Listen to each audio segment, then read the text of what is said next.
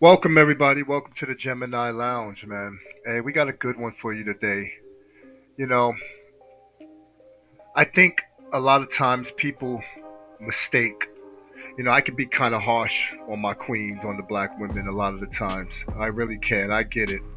But I think I want you to understand out there that I'm hard not because of hate, but out of real love and understanding of who we really are.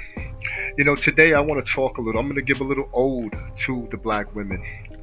Because I don't want the misconception that I do not love my mother, my grandmother, and all of the women in the FBA family that went through this struggle with me, with us together. As I got Pam Greer in the background, guys. But here's a book that I did in college. It's called, let me see if I can, To Joy My Freedom. And this is written by a black female professor from Duke. And it's all about how black women dealt with or reacted during the Civil War and directly after the Civil War. And hey, let me tell you something, man. Our women have always been fierce. It makes me chuckle when I read back on the 1800s, years like 1820, 1830, 40, and they've been just as much a handful back then as they are today, man. Almost not much different. And the truth is, man, both on both sides, the black man and the black woman have been giving these masters hell since day one, man. Make no mistake about it. The best thing about me going back to grad school and covering some courses is I was able to pick up some reading from, many different, professors of different backgrounds and black ones. And I was able to really go into like the true story of slavery, Reconstruction, and so on. And what I found is not what I was taught, in elementary school or watching TV and shows like Roots, where, even though all of that stuff is true, but it gave one side, one narrative of the story of blackness in America, and especially dealing with black women. Now, I know I'll keep it real with you. I'm a proud FBA man, but I won't lie about history and about the examples I've seen in history. Black women across the diaspora, from the Haitian women back during the Haitian Revolution to the Cuban women in the Cuban Revolution. I'm talking about black women. They've all been fierce, fierce competitors, fierce, you know, somewhat middle women to the big battle that's occurring. Now, I'm going to come back to the FBA family because that's where the story really is, at least for me. You know, black women have often been the true prize in the story. I'll give you the reasons. From a white perspective, a white master couldn't trust anyone more than a black woman. See, they don't tell you this in history and in a lot of like mainstream historical narratives, but we've always been a threat, black men. We've always been a threat. We've been a threat since getting on the boat. They don't tell those stories, and they've definitely minimized those stories because they've always been worried about a Haitian revolution type thing happening in America or like the Cuban, and they've always been afraid from day one of the slaves revolting. Always. And I still argue to this day that the mainstream societies are definitely afraid of slaves revolting. This is why we have these liberal kind of whites kind of fake placating to black issues while still really despising us in our opinion, in my opinion. But the fear of uprising, the fear of anger, the fear of what we today call crashing out. And let me tell you something, black men, we will crash out, no problem. I think you know this. But the thing that stops us from crashing out is my is this prize here. The prize. The Pam Greers, the other ones. These are women from the Victorian era that you see on the screen here. But this black woman, She was the one who kept us from crashing out, from just going full crash out mode and like let's just end this all today. Let's just end the plantation. Let's end the master. Let's end it all today, man. Let's get it on. I mean, we still feel that in a lot of ways, keeping it 100 with you. But but we had families, we had women that we cared for. They brought a side to us that minimized and gave us reasons to actually not crash out that day. So, and from a white woman's perspective, black women have been the mothers to their whole family. They went as far as breastfeeding these white women's children during slavery. I mean, all of the cooking, the cleaning, the raising, the nannies, like these white future slave masters, like their real mother was the black slave woman. That was their real mother. That was their real grandmother. That was their real family. So, when we say things to these outsiders and tethers and people who don't understand our story here in America, when we say things like, we are America, this is kind of an example. Even the slave masters were our children. You know, the professors in the universities, they like to talk about this thing called the Hegelian dialectic. They love that. It's an interesting concept. You should look it up. I haven't fully figured it out myself. It sounds a little weird, but it's interesting of how, this dynamic of who's the master and who's the slave when they're so intricately tied together. The slave almost becomes the master when you're so dependent, when your whole existence is based on the slave. You need the black man to work. You need the black woman to keep the black man from crashing out and also to raise your children, take care of your household, and actually create a family. These these slave masters during slavery times, these were fake Christians, a lot of them. These were not people who were living the Christian way because if they were, they wouldn't have had slaves because there were plenty of people who believed in Christ who did not and already knew that slavery was wrong during the slave time. So it wasn't some newfound like knowledge that this was wrong. They always knew it was wrong, but the economics of it, the feeling, the ability to make someone feel like they're bigger than what they are, to have to minimize another group, that was always way more overwhelming, overpowering than their fear of being evil or God. Until they realized a lot of the times when they were on their deathbeds, these slave masters, they would actually free their slaves because only at the very last minute, when all of the vanity has gone away and you're just an old, shriveled up man, did you realize you're going to meet the Maker one day, very soon, and you wanted to try to clear the record as much as you could. I don't. I hope God. I don't know how God is. I guess they say God forgives, but I don't. I don't forgive. I may learn to get along. So back to this book here. What I want to talk about is the you know the the role of black women during slavery and the fear that they put into masters' hands. Keep in mind, let me set up the scenario or the setting. This is Civil War. Most of the white slave masters have left the plantations because they're fighting. Remember, the South didn't have enough men. Every man had to go. So they went up to fight, and guess who was on the plantations? On the plantations were white women and slaves. Think about that scenario.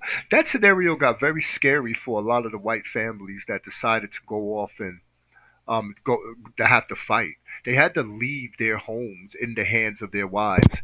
And in this book, there's many situations where black women, black slaves talk about the the the, the pure evil and terror that white women put upon black female slaves, to the point where many black female slaves were hoping that the white male master would come back home to relieve them of the misery that their wives were causing them.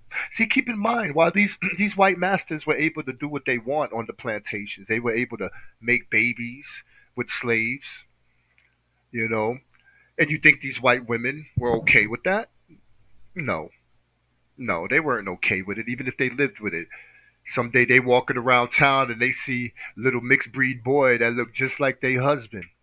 You know, there's many stories of white women actually, but in the 1700s, writing the king or the queen of England or the king or whoever was in charge of England at the time to actually tell get the powers to tell husbands to stop making babies with black women because it was an embarrassment to the family and to the church. And there were decrees put out by actually the leadership of the king or the queen. I forget who was in charge in that time period. But anyway, so it shows you that this dynamic between blacks, FBA, and the masters, quote unquote, it was always contentious. It was never docile. You know, black women. As the war was happening, and black people, black women particularly, realized that there was a war going on for their freedom. They started to show some behaviors to um, white plantation families, women particularly, that frightened them. I'm going to give you a few quotes here. This is a woman named Ellen, who was a mistress. She was a slave master. She was the female slave master or the wife of a slave master. And she's notified, quote, notified slave owners that they could neither take servile obedience for granted nor be assured that chattel slaves would cook, clean, wash, mend, or greet arriving visitors as they had before. As another slave woman abruptly replied in response, answering bells is played out. This is in quotes. And this professor researched it. I didn't know that they were using terms like played out in the 1800s, in the mid 1800s. Shocking. They always say, man, you really never invent anything new. Everything is just regurgitated or, comes back in cycles. That I would love to find out if they really. I mean, I gotta believe this professor that they actually said played out. So this is a slave telling a white slave mistress or master. I don't know what you would call a female, a white female. I guess slave master too. But this is like basically being slick, talking back. The black women were starting to see that, hey, they ain't as powerful as they think they are. We see right through the facade. Like we see y'all vulnerable right now. Y'all weak. Our women were on it. Another quote. Ellen waged her bets on the destruction of slavery, which strengthened her resolve to take risk in testing the limits of bondage as she awaited its official demise. So Ellen is a black girl actually, and Ellen is out here telling these white ladies, "Hey, we ain't gonna behave like we used to. We see y'all losing. Also, we gonna bet on y'all losing on this one, man. And now that we kind of see y'all weak." It ain't gonna be the same on the plantations no more. It's some of the things. One of the most let's It's quoted as saying Ellen's defiance and similar acts by other slaves exasperated him as he struggled to protect his diminishing authority. This is the slave master. He's seeing that I can't control them. And I'm trying to point out, like, rebellion by blacks during slave times has always been a thing. And they've always played that fine line, as in making sure a lot of men weren't around. Now, there's so much I can get into from this book, man. This book is actually wonderfully, documenting uh, uh, real statistics showing how when rebellion became something that was to be feared, a lot of black men were sent away. They brought in more women and they sent the black men away. To give you one little statistic here, um, to show you, just this is in Atlanta, and Atlanta's a little different than Savannah. Savannah, it's full on 100% slavery, but Atlanta has always been kind of like a city, a newer city, more metropolitan. It's kind of harder. It was a little harder to be like to do slavery the way they did in Savannah. But you can see even in Atlanta population in the 1860s, there were only no, I'm sorry. In 1860, there were only 1,900 blacks in Atlanta, and there were 7,600 whites in Atlanta. By 1870, 10 years later, people, there were 10,000 blacks in Atlanta and 12,000 whites in Atlanta. The numbers were evening out. But then I could show you as we get further along into the 1890s or the early 1900s after slavery, black males start dwindling.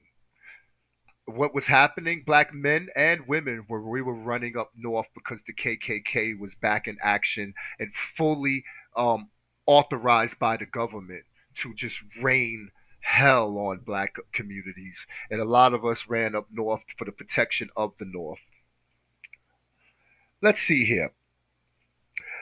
Another quote: slaveholders formally secure in their privileged positions and confident in the docility and loyalty of their most prized slaves in the big house, showed new faces as well, the face of disillusion and betrayal.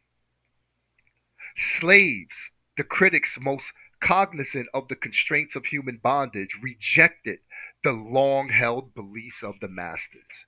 The funny thing is about this, the slave masters felt betrayed. This is like the, what do they call it? The cognitive dissonance or the psychosis of slavery and the mentality of people who felt that they were entitled to have humans be beneath them for eternity in perpetuity with your children's children chattel. I can't even imagine in the modern times such as the 1900s. That's more of some BC era type thinking. Yet there were very modernized type humans that fully bought into the idea that they were doing us the favor, or that why are we mad? And it's funny because even though I know slavery was a long time ago, I do believe there's psychological damage that's been done through many of the things that a lot of us need to read. And I think it harms our black community. And that's why, in a lot of ways, I'm very hard on the black family, the black woman, because I understand her role, but I'm trying to be a little bit more understanding and empathetic of understanding how she got to be in this role. I mean, when you go through some of the things that have happened in slavery and the roles that black women have had to play, and the sad part is we were not able to protect them for the most part. We tried, but the truth is, no one had protection under white supremacy and slavery. We had no one could be really protected. So, oftentimes, it's not just about husbands; it's about sons, it's about children, women. Which we could see today, they will make very foolish decisions, in my opinion, about their children. You know, they will get irrational, but and in that irrationality, I think survival had become their main goal as far as their children were concerned. And that often meant betrayal of the black man, the husband. We were already being divided by the masters.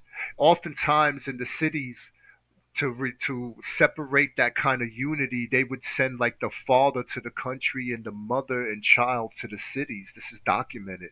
This was like there was so much thinking and planning done when it comes to dealing with black people in America. The psychological games that were implemented by the dominant culture, man.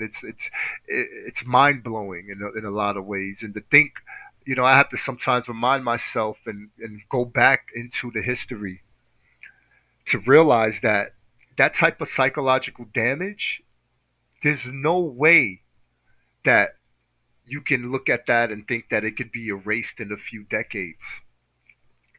And I wonder sometimes is like how much of these stories are still impacting us today. I think about the story in Roots. I remember, a friend of mine, we were just talking about this today, the story when Kizzy had went to her mother and showed her mother that she could write, okay?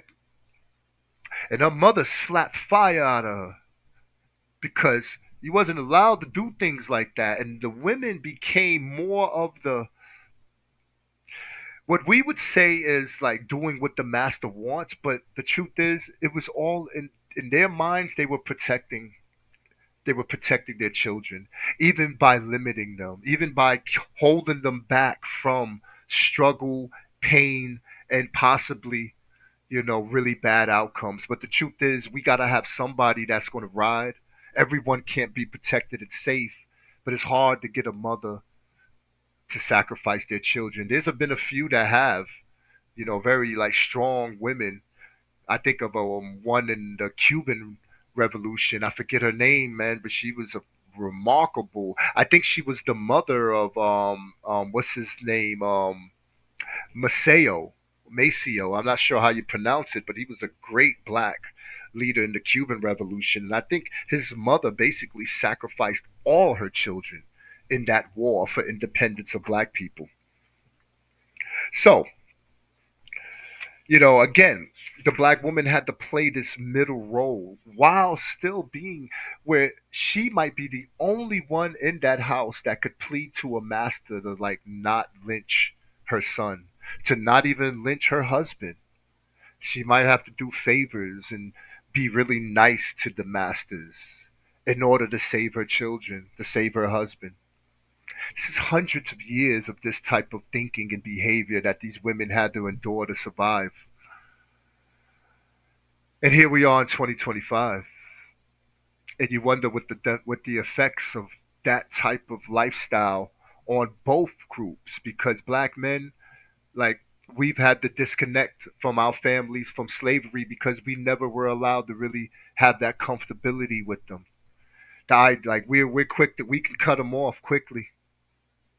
This has been in our legacy, embedded in our DNA from slavery, that we always got to be able to. What's that movie where you got to like be able to drop everything in 2 minutes and be on the run? What would they call that? I forgot. Heat. That Robert De Niro movie from back in the days. You got to be able to drop everything and be and bounce because you might upset some slave master. You might piss off the wrong slave master, some cop, some sheriff, and next thing you know, you on the run, man. You can't worry about your children, your wife, man. See, that's the difference, man. Our women went through some awful, degrading things that probably mentally messed them up for a long time. Might have been easier for us men, man. We knew the ending for us, man, and it wasn't living. That might actually be a more merciful ending to not actually when like when they on you, if they catch you, they ain't no really going back. You know, I guess Kunta they chopped his leg off, but back to Kizzy. Kizzy mother slapped her, and Kizzy looks at her father, and her father he's broken. He's broken by then. I think this Kunta. I think Kunta's her father, but Toby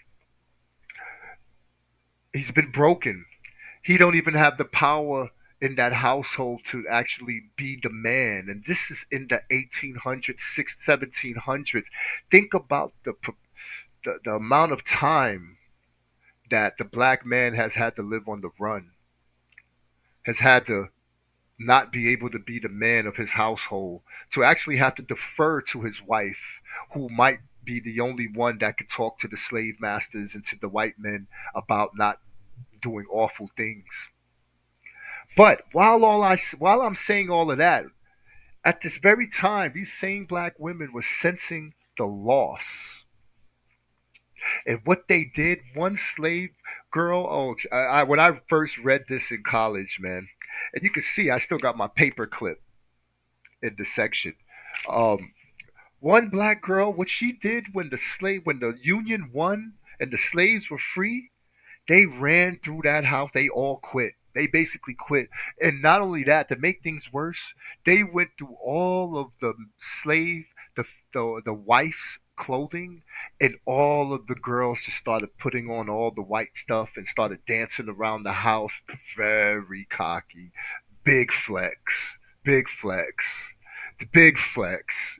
Can you feel it in this moment? They're actually they're actually making fun of the former the slave man. These white women who, when their husbands lost, the Union was just as savage as anything. They came in and did awful things to the white people. They had these white women out here starving, begging in the streets. They also did bad things. They did awful things to the black women too. So even the Union soldiers, a lot of them Irish, they didn't really have love for blacks. They did it for their freedom to be in America. Abraham Lincoln, actually, this is like potato famine era. They basically said, if you want to be an American, you want to come here, go fight in this war for us. And Abraham Lincoln just had them slaughtered. So they didn't have much love, in my opinion, for the slaves or for blacks. They were not fighting most of the Union, actually. They were fighting to actually be able to be in America, a lot of that Union Army. You know, I got in a lot of arguments with my professors about the true reason. And a lot of these, white liberal professors, they want you as a black man or black woman to know that that war was fought because white people did not like a group of whites did not believe slavery was right and they wanted to end it. And I kept saying, I don't buy that. And I still don't buy it. But in the fact that they get so angry, I had white professors, they basically won't pass you if you won't say that. You have to say that the Civil War was because the fighting over the freeing of slaves. You have to say that. You can't pick any other reason, or they basically going to fail you.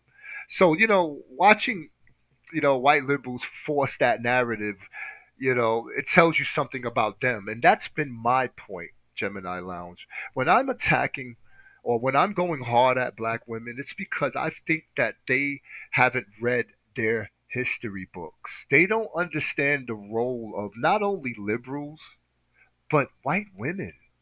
The idea, like, I got incensed when I started seeing modern black women uniting and riding with white liberals. Some white liberal women and black women were uniting together under this thing called feminism. And I wanted to, like, I'm like, do you not realize that it wasn't white men only, and that white women were fully along with this? And the psychological games and the damage that was done to us was just as much done by the white woman. And in some ways, they were way more savage about it than even the white men. But for some reason, you have let them fool you into thinking that they're your sisters. And again, I'm not trying to be racist in that kind of way, but I want history to be acknowledged because history does play a huge role in the present. And today, we still at this crossroads of white and black, good and bad, but then we also add class in it because even in this book here as well, there's definitely they speak about the upper class blacks and how they had disdain for the lower class blacks. So we have all kinds of issues going on in the thing called FBA, Foundational Black American History. We have all we've been all over the place and we've never had a moment of peace. I know a lot of people think civil rights era or the 80s and 90s and 2000s and till now is like a moment of peace, but I don't think so. I think it's a moment of confusion. I think it's a moment of, when they talk about the stages of grief, the stages of trauma, I think we're in one of those stages as a group of people.